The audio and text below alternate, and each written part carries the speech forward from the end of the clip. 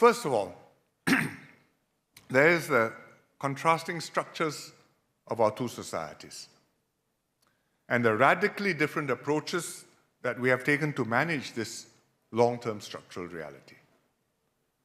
We are both multiracial societies, and we both celebrate that fact.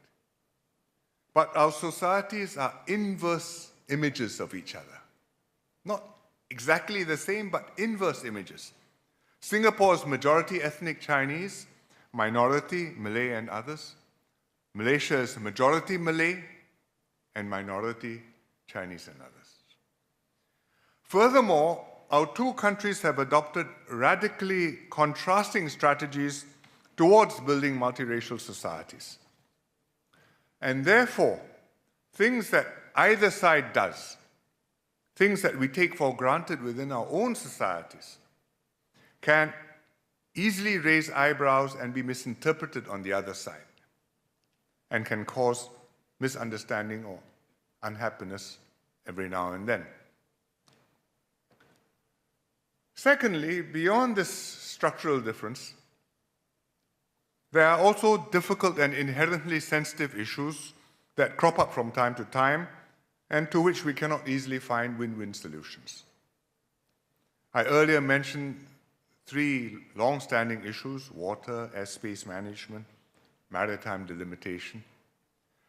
These are things we've been talking about and making progress on, but we keep on making progress, but the issues keep on being there for many years now. And they cannot simply be solved once and for all over an informal makan or even a feast of durians.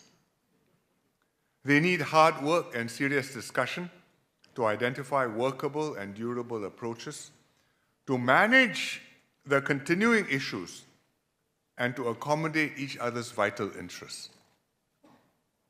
So you can manage them, you can make progress settling pain points, but you cannot make them disappear.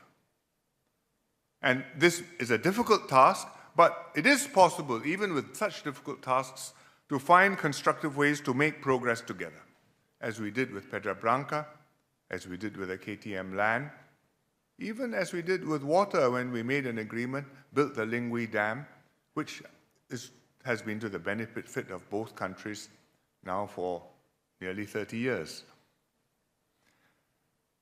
The need to take into account domestic political sentiments often makes these issues even more complex and delicate.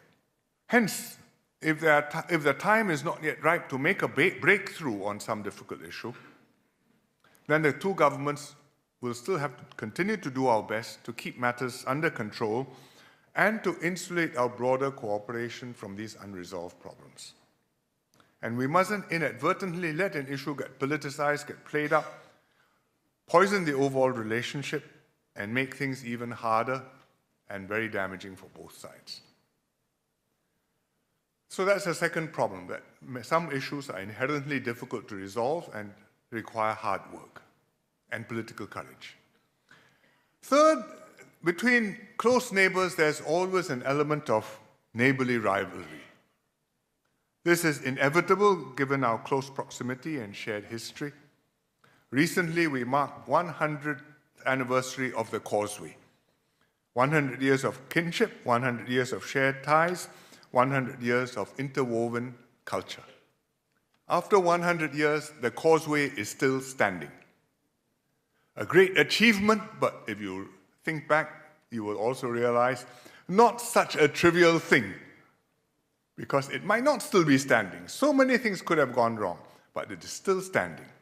But it means very close interactions, and therefore we can't avoid things getting competitive from us from time to time. There is an Irving Berlin song. This dates me, but never mind, I will just tell you. It says, anything you can do, I can do better. I can do anything better than you. And sometimes people on either side of the causeway adopt this attitude towards the other. Once in a while, not always, but once in a while. And therefore, we can have very passionate arguments over football, or over songs like Rasa Sayang, or over food. Who invented laksa? Where did yusheng come from? Whose nasi lemak is the best? Right? These are friendly rivalries. Some of it is quite good. It adds an extra zing to our relationship. When we sit down for drinks, there's something new to discuss. And some incentive to outdo each other and to push both countries forward. But we also have to make sure that passions don't get out of hand.